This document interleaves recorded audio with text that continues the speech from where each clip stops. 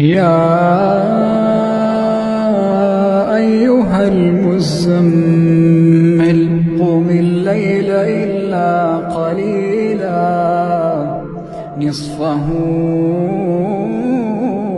أو انقص منه قليلا أو زد عليه ورتل القرآن ترتيلا إنا سنلقي عليك قولا ثقيلا.